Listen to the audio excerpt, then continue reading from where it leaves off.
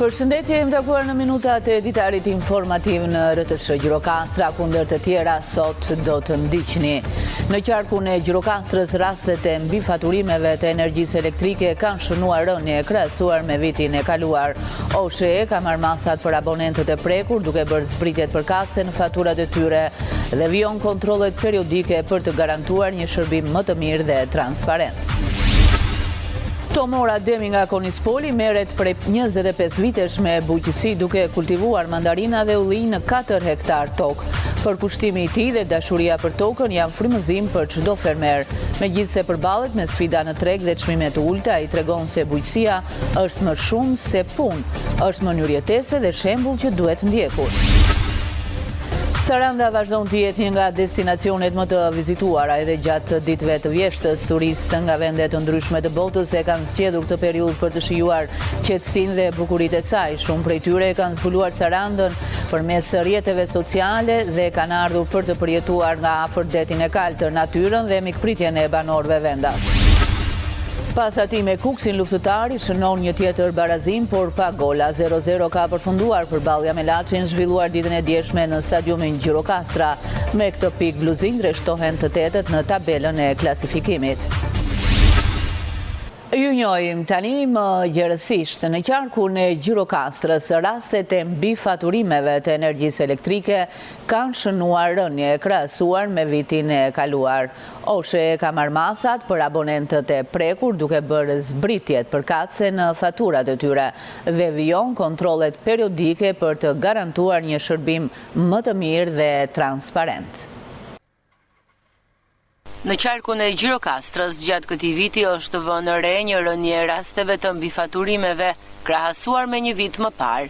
Këtë e bën të ditur drejtori i furnizimit të shërbimit universal në Gjirokastër, Aurel Meçi. Sipas tij, OSHE ka marrë të gjitha masat për abonentët që kanë rezultuar me mbifaturime, duke bërë zbritjen përkatëse në faturat e tyre.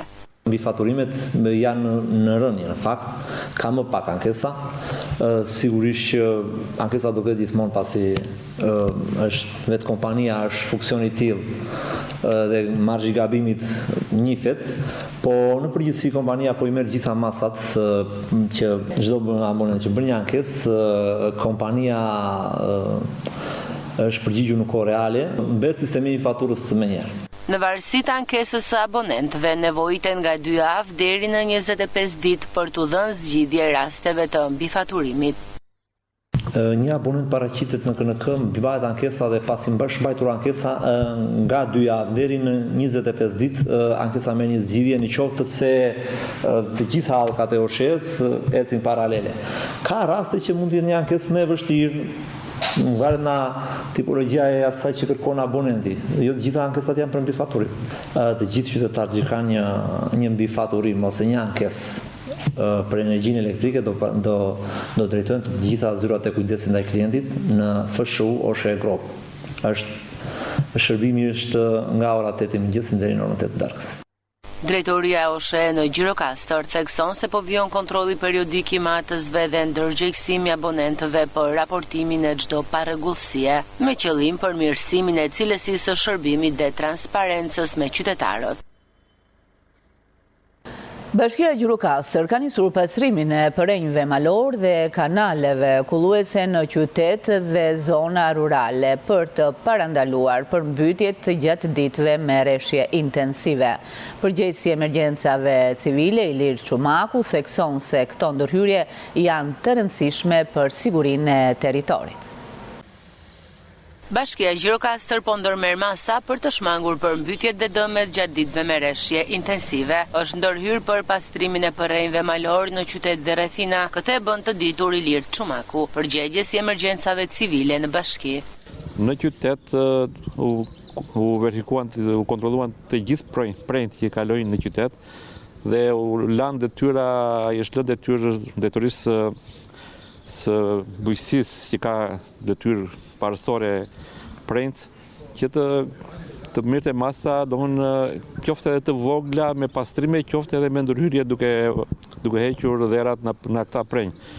Aktualisht ata po punojnë në një prua në mashkullor, e cila prita kishte dalë jashtë funksionit dhe duhej pastruar Dhe gjithashtu do fillojnë dhe gradualisht në pritat të tjera ku ka më shumë ka mbetje nga hedhjet që bëjnë qytetarët në mënyrë të papërgjeshme në prenjë. Çumaku bën me dje gjithashtu se më problematik mbeten proji i Sopotit dhe ai i Çullos. Janë proji i Çullos edhe proji i Sopotit. Proji i Sopotit ka një prit që është prishur. Proji, domethënë uji ka dalë ana shpritës dhe ka prishur ka gryer një gjatësi rreth 15 metra që do një investim goxha të madh.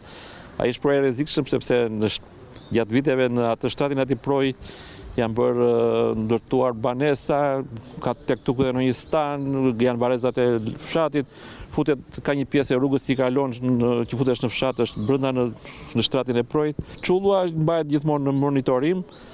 Për fat të mirë ka krijuar një goxha barier te delta e saj mbi rrugën që veten ashtu, edhe inshallah s'kan ato që quhen janë 100 vjet përmbytje që mund të ketë probleme të mëdha si Çullo. Pastrimi i përrenjve dhe kanaleve ka një ndikim të madh për të minimizuar rrezikun e përmbytjeve dhe për të garantuar sigurinë e zonave bujqësore dhe banesave në ditët me rreshje të dendura. Në qarkun Gjirokastër ka nisur programi gjurmimit dhe vaksinimit të gjedhit kundër tuberkulozit. Gjatë vitit 2025 pritet kontrollohen dhe vaksinohen mbi 12.600 krerë bagti me qëllim parandalimin e sëmundjes që rrezikon edhe shëndetin e njerëzit. Fushata do të vijojë gjatë gjithë vitit për të siguruar tufa të shëndetshme dhe mbrojtjen e komunitetit.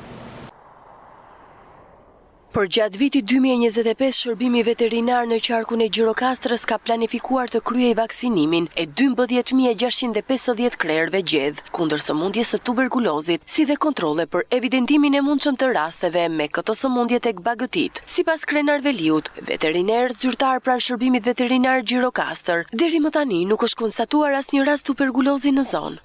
5.200 krerë janë të levikuar Gjirokastër, 4.800 në Tepele dhe 2.700 krerë në Përmet. Bëhet fjalë për gjedhin e rritur. Bëhet gjurmimi në të gjithë numrin e krerëve. Ne kemi një shtrirje veterinerësh, kemi një trup veterinerë shërbimi rreth 25 veterinerë që mbulojnë çdo njësi administrative të qarkut. Nuk ka pasur asnjë rast të dyshuar apo të dalë me tuberkulozë, po nuk kemi pasur njerëz të sëmurë. Kjo sëmundje është rrezikshmëri edhe për njerëzit, ndaj autoritetet veterinare kushtojnë një rëndësi të veçantë monitorimit dhe parandalimit të saj. Është sëmundje rrezikshme se shkakton sëmundje në njeriu, përveç se dëmton kafshën që ekonomikisht shkakton dëm ekonomik se kafsha mbahet për të krijuar të ardhurat, ajo sëmur edhe njerëz. Ndaj dhe bëhet gjurmimi në 100% të krerëve të gjedhve të rritur. Fushata e gjurmimit dhe vaksinimit pritet të vijojë gjatë gjithë vitit 2025 me synim sigurimin e tufave të shëndetshme dhe mbrojtjen e shëndetit të komunitetit nga rreziku i tuberkulozit. Tomor Ademi nga Konispoli merret prej 25 vitesh me bujqësi duke kultivuar mandarina dhe ullinj në 4 hektar tokë. Përkushtimi i tij dhe dashuria për tokën janë frymëzim për çdo fermer. Megjithse përballet me sfida në treg dhe çmime të ulta, ai tregon se bujqësia është më shumë se një punë, është mënyrë jetese dhe shembull që duhet ndjekur. Fermeri 56 vjeçar Tomor Ademi nga Konispoli prej 25 vitesh është i lidhur ngushtë me tokën dhe punën në bujqësi. Ai ka ndërtuar jetën e tij përreth kulturave të agrumeve, të cilat janë bërë simboli i zonës. Në një sipërfaqe prej 4 hektarësh tokë bujqësore, Ademi kultivon mandarina, portokalle dhe ullinj, duke u kujdesur vetë për çdo fazë të punimeve. Nga krahasitja e pemëve, ujitja deri tek mbrojtja nga sëmundjet, ai ndjek me përkushtim procesin për të siguruar një prodhim të mirë. Toka tona kemi të kultivuar mandarinën dhe lart në fshat kemi të kultivuar ullirin. Dhe kemi rreth 25 vjet. Këto kanë 12 muaj që ka viti kanë kujdeset e tyre. Ishte punë e pandërprerë. Fillon nga janari me krasitjet, me spërkatjet, me plehrimet, pastaj vjen përsëri periudha e marsit, prillit, majt, Kemi punë të vazhdueshme. Aktualisht fermeri ndodhet në kulmin e sezonit të vjeljes, që zgjat disa javë. Për të ky është momenti më i ngarkuar i vitit, por edhe më i bukri, pasi sheh rezultatet e mundit të gjatë. Frutat që mbushin parcelat e tij janë dëshmi e punës së palodhur dhe dashurisë për tokën. Tani është momenti i vjeljes dhe kemi filluar të kishte ardhur pak më parë, kishëm edhe punëtorët brenda. Tani sa ikën punëtorët s'kan as 10 minuta. Tani varet sipas tregut, si t'je tregu. S'gjatë deri në 70 ditë. Që për tjerët vazhdon deri në 3 muaj. 3 muaj gjysëm. Megjithatë, përtej përkushtimit dhe prodhimit të mirë, Ademi përballet me vështirësinë e gjetjes së tregut dhe çmimet e larta të pesticideve. Por tregun jo pothuajse të siguruar. Tregun presim eksportet, presim tregun vendas. Ke peripecitë të tyre dhe tregu dhe të gjitha. Dhe pastaj janë këto që sa e përket ilaçeve, pesticideve, herbicideve që marrim. Na dalin të ndaluara. Për Tomor Ademi, bujqësia nuk është vetëm punë, por mënyrë jetese. Mes vështirësive dhe lodhjes ai gjen kënaqësinë tek frutat që rrit me duart e veta dhe krenarin që çdo stinë mbyll me prodhim të mirë. Saranda vazhdon të jetë një nga destinacionet më të vizituara edhe gjatë ditëve të vjeshtës. Turistë nga vende të ndryshme të botës e kanë zgjedhur këtë periudhë për të shijuar qetësinë dhe bukuritë e saj. Shumë prej tyre kanë zbuluar Sarandën përmes rrjeteve sociale dhe kanë ardhur për të përjetuar nga afër detin e kaltër, natyrën dhe mikpritjen e banorëve vendas. Saranda po mirëpret edhe gjatë këtyre ditëve të vjeshtës një numër të konsiderueshëm turistësh nga vende të ndryshme të botës.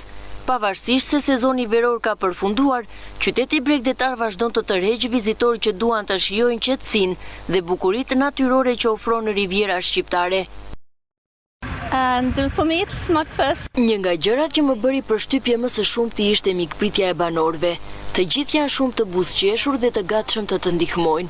Atmosfera e qytetit, kombinimi i detit, natyrës dhe klimës së këndshme të vjeshtës e bëjnë Sarandën një destinacion të veçantë që do ta mbaj mend të gjatë dhe që patjetër do ta rekomandoj tek miqtë e mi. It's very difficult to say. I was here before you. Qetësia e vjeshtës bën që Saranda të duket edhe më magjike. Nuk ka turm turistësh, gjë që të lejon të shikosh çdo detaj të plazheve, të natyrës dhe të qytetit. Është një vend ideal për pushime të qeta, ku mund të relaksohesh dhe të shijosh çdo moment në det dhe në peizazhe. Anyways, except the transport system. Shumë turiste kanë zgjedhur Sarandën përmes rrjeteve sociale, ku ndajnë foto dhe eksperienca të mrekullueshme. Kjo ka rritur interesin për ta vizituar qytetin dhe për të njohur nga afër plazhet, peizazhet dhe mikpritjen e banorëve vendas. Planejei uma viagem. Kur vendosa të vizitoj Sarandën e kisha parë më parë në rrjetet sociale dhe më tërhoqi vëmendjen. Foto dhe video që qarkullojnë nuk shprehin dot bukurinë reale të qytetit. Kur mbrita këtu mbeta pa fjalë. Nga deti i kaltër, plazhet e qeta dhe peizazhet që ofron natyra, çdo cep i qytetit ka diçka që të magjeps dhe të bën të ndihesh mirë. O que eu mais gostei. Vizitorët shprehen se Saranda i ka lënë pa fjalë, duke i mahnitur me kombinimin e detit të kaltër, natyrës dhe atmosferës së qetë të vjeshtës. Ata planifikojnë të eksplorojnë edhe zonat përreth dhe të ndalnë përvojat e tyre me miqt, duke e bërë Sarandën një destinacion gjithnjë më të njohur. Në Galerinë Art Saranda është çelur ekspozita e fotografit çek David Teçinski, e fokusuar në tematika sociale dhe njerëz të marginalizuar. Fotot e tij dokumentojnë histori reale nga mbi 80 vende, nga getot e Xhamaikës e deri te zonat e luftës në Ukrainë, duke i dhënë zë njerëzve pa zë. Ekspozita sjell në Sarandë me nismën e ambasadës çekisë dhe konsullatës nderit çekisë në qytet, vjen pas prezantimit në Tiranë dhe në kuadër të festës kombëtare të çekisë. Një ekspozit fotografike ka zënë vend të posaçëm në një nga sallat e Galerisë Art Saranda. Autori i saj është fotografi ček David Tečinski, të cilin pasioni i tij e ka çuar në mbi 80 vende të botës në kërkim të personazheve, temave sociale dhe realiteteve që shpesh anashkalohen. Kryebashkiaku Oltion Çaçi, duke shprehur kënaqësinë që ishte në promovimin e kësaj ekspozite, ka kujtuar fluksin e madh të turistëve çek prezent në Sarand. Kontaktet në rritje me qytetet të Çekisë të përngjashme me Sarandën, shoqëruar me projekte binjakësimi dhe meritje bashkëpunimi, sidomos në fushën e teknologjisë. Lolita Poda Zhorkevic, konsul ender i konsullatës së Çekisë në Sarandë, tregon se kjo ekspozitë sjell me artin e fotografisë qasje ndaj shtresave të marginalizuara që askush tjetër nuk i fotografon. Sipas saj, ekspozita vjen në kuadër të festës kombëtare të Çekisë dhe ka si dedikim 17 direktivat e kartës OKB-s në vitin e 80 vjetorit të nënshkrimit të kartës me këto direktiva. Ideja ishte që ky fotograf, i cili ka vizituar 80 vende të botës dhe ka bërë foto të ndryshme për shtresat që janë të marginalizuara, shtresat të cilat nuk i fotografon dikush tjetër. Dhe ideja ishte ai ka hapur në disa vende të Evropës dhe ka ardhur dhe në Shqipëri. Në fillim u hap në qershor në Tiranë dhe tani në tetor në kuadrin e festës kombëtare të Çekisë, për një kohësisht dhe 80 vjetorit të nënshkrimit të kartës OKB-s. Mesazhi i kësaj është që karta e OKB-s përmban 17 qëllime kryesore, direktiva kryesore. Dhe këto 17 fotografi që e kemi këtu pasqyrojnë këto 17 detyra ose direktiva. Me fotografitë e tij, ai u jep zë njerëzve që nuk kanë zë, thot drejtori i galerisë Lefter Çeko. Ka shutitur në mbi 80 vende të botës dhe parimi i tij ka qenë ky, bëj fotografi të bukura për njerëzit që nuk kanë zë, me atë formë të fotografisë artistike të protestojnë për të drejtat e tyre, pra për ato që kanë firmosur 52 shtetet në vitin 1945. Para çdo fotografie, vizitori gjen një mesazh dhe qasje sociale të admirueshme, sepse David Tečinski vë në fokus njerëzit e haruar dhe se imazhet janë plotone kritike dhe humane që zgjojnë reflektim të shoqërisë. Pas atij me Kuksin, luftëtari shënon një tjetër barazim, por pa gola. 0-0 ka përfunduar përballja me Laçin, zhvilluar ditën e djeshme në stadiumin Gjirokastra. Me këtë pikë, bluzinjt rreshtohen të tetët në tabelën e klasifikimit. Luftëtari mori barazim të merituar përballë Laçit në takimin e luajtur në kuadër të javës së 8 të kampionatit shqiptar të futbollit. Pjesa e parë foli për luftëtarin që në limitet e fundit ishte pranë golit të avantazhit. Pjesa e dytë ishte më e ekuilibruar. Skuadra laçiane u tregua më solide dhe më e organizuar. Rastet për shënim nuk munguan nga të dy ekipet që mbetën të kënaqur nga ky barazim. Normalisht edhe një pikë kundrejt një kundërshtari që është pretendent për ngjitjen superiore. Jam i kënaqur, duke pas parasysh edhe mungesat e shumta që kishim, në rreth 5 mungesa që janë goxha shumë të rëndësishme për ne, me çunat e rinj që kishim në dispozicion, dhanë maksimale, dhanë atë që mundën. Kishim ato raste tona, po dy shfrytëzonin, do flisnim ndryshe, po gjithsesi që jemi me këmbë tokë dhe jemi optimist. Normalisht për një ekip si luftëtari që është e sapo ardhur në kategorinë e dytë me lojtar të rinj, kuptohet që 5 mungesa janë shumë, por gjithsesi unë jam i kënaqur me pikën dhe shikojmë përpara. Normalisht mund të shfrytëzonim më mirë, kishim dy raste goxha të mira, por që ekipi duke pas parasysh Lozi ditën e shtunë në Kuks rrim përsëri të mërkurën, është disi ngarkuar na ndeshje të afër dhe po të ishim më të freskët, më të qetë, do kishim shfrytzuar më së miri. Nuk është se na bëri ndonjë rrezik kundërshtari, gjithsesi ishte merit e çunave që qëndruan gjatë gjithë kohës në ekuilibër, duke zbatuar detyrat e mia me prekmëri. Deve giocare ed essere felici per. Normalisht kishim ato problemet tona te pjesa e shtrimit të lojës, sepse fusha nuk na i lejonte që ne të bënim lojën tonë të rrjedhshme që kemi si natyrë, si filozofi. Normalisht duke qenë se luftëtari është një skuadër që mbrohet mirë dhe luan futboll, unë jam disi i kënaqur, por jo i lumtur me pikën që mora. A livello proprio di tempo e di spazio, perché le giocate diventano più lente. Pas javës së 8, luftëtari renditet në vendin e 8 të tabelës së klasifikimit me 9 pikë. Këtë të diel Bluzin do të presin në stadiumin Gjirokastra ekipin e Besës, i cili me 7 pikë mban vendin e 10. Përfunduam këtu, të nderuar shikues, ishte gjithçka e përgatitur nga gazetarët tanë. Ndahemi duke i uruar shikim të këndshëm të programeve në vijim.